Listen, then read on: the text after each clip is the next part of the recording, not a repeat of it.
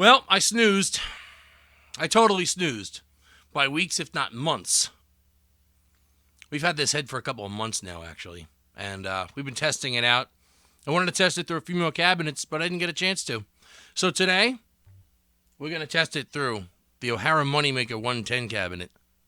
And we're going to see what this JOYO bass amp does on a budget.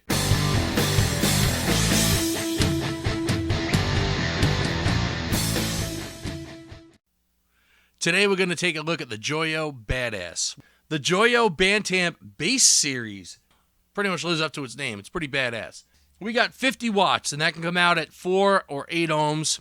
It has its own little voice to it, but it kind of floats around the Ampeg spectrum slightly. You get a little more gain, a little more high-end response. You get a lot of things that you don't normally get straight plain Jane with an Ampeg. So let's take a look at this little thing, shall we? This will handle 4 or 8 ohms, and this is going into an 8 ohm 110 cabinet. Let's go over some of these sounds. So what I have right now is just me straight into the thing. This is me straight in with no bells and whistles. This is the regular channel. There's also a compression channel. We're going to go over that next. I have my bass about halfway. My mid-range is down. Let's get a little more mid-range in here. So bass, mid, and treble are about on 5.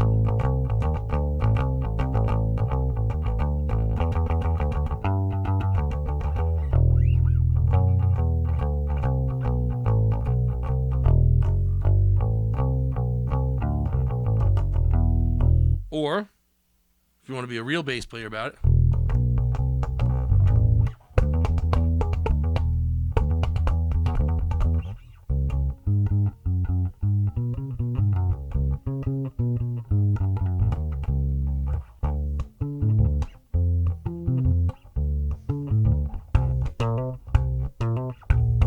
we're going to kick on the compression now.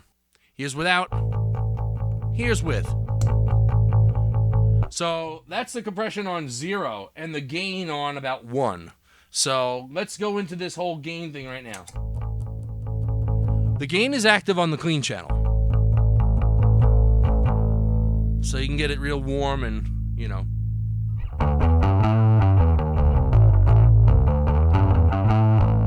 All right, let's drop the mids down for this a little. Sounds better when you have the mid down, when you have the gain up. It has enough cutting power to get through, but it's so mid-rangey that I like to cut that back a little bit. And I know I'm like the mid-range guy when it comes to bass. All right, we're going to put our gain on maybe 1 and go back to the compression channel. And now we're going to add some compression.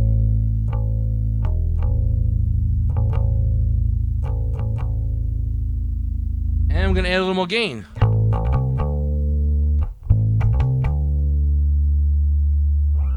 So it's got sustain for days. Lots of sustain. So the compression definitely works. Back this off a little. All right, we're going to work through some of these knobs after... We're going to work on the rest of these little gain structures here. Let's turn the gain up with the compression up and see what we get.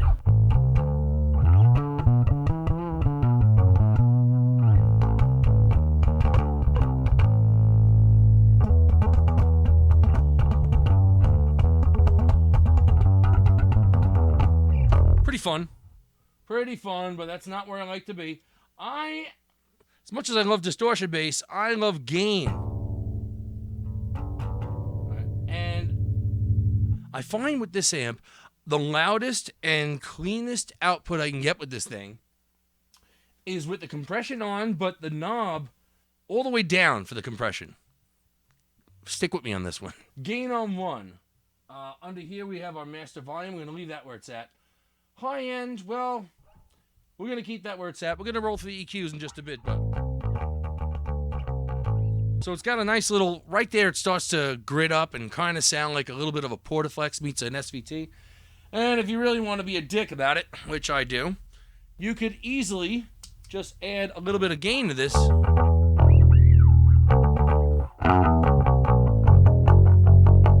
So it gets gritty, so you can get a kind of distorted bass sound without the distortion.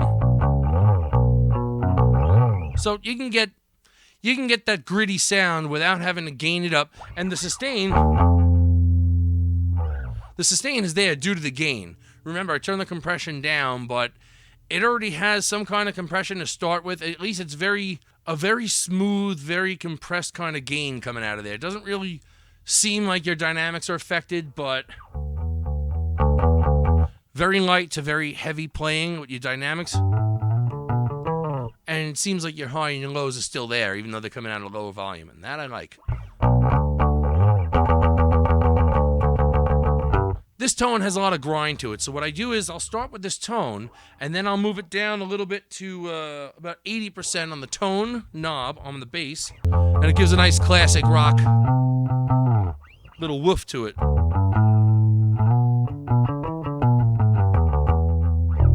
A little bit of gain on top of an already warm kind of low mid bass sound. All right, I'm gonna leave the gain on because it's my normal structure. I'm gonna play it. Here's with the gain off. A little more gain boost on the pedal. Just using a little bit of a boost, and I mean just a little bit of a boost. You could use a rat pedal, and I would say just be careful of the tone on each one. They're going to get real bright in the mids and the highs. So to back that tone off to the smoothest possible sound is what I recommend. All right, back to this. We're going to start playing with some EQ knobs. I'm going to hit this a little lighter and leave my tone up so we can get a little bit more of a clean sound so you can hear the tonal quality. Bass on 0.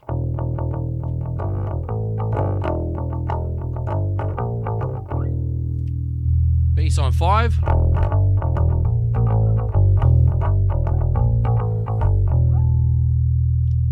Bass all the way up.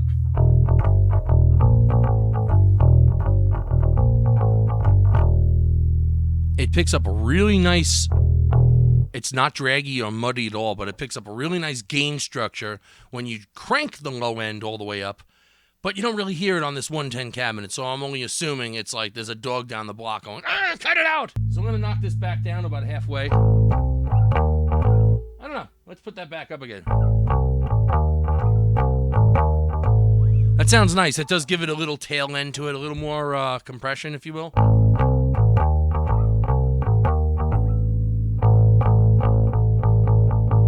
Just as much low end coming out of this cabinet on 5. It doesn't start dropping off till you get lower than that, but it just seems like it has more low end gain when you have that bass up. But for argument's sake, we'll leave it up the middle for now. So now we're going to play with our mid-range knob starting on 0. All right, I said I was going to play light, but that's not that light. Here's halfway. You ready? I'm going to turn it up. All the way.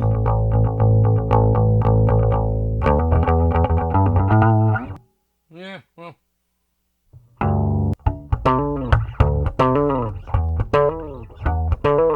All right. So we're going to drop this down a little bit more. Let's start with the treble all the way on 0.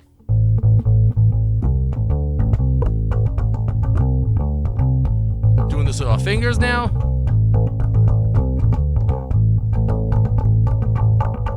Halfway.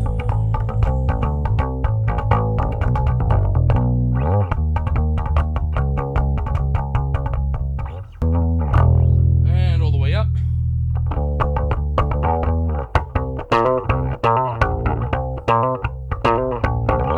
Halfway down.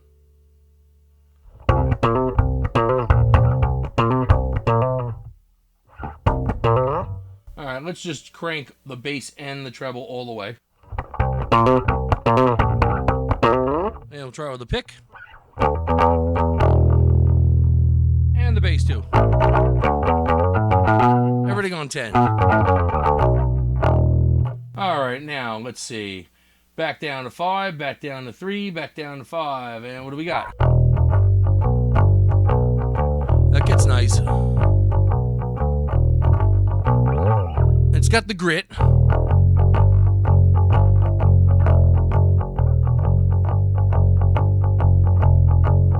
If you want it.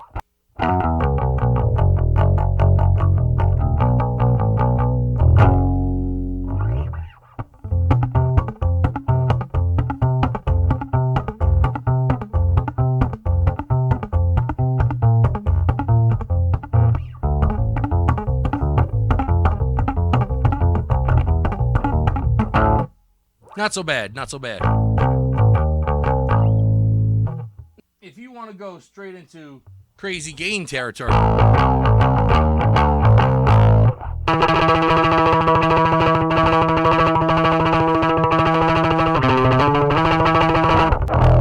so it'll get stupid if you want to get stupid.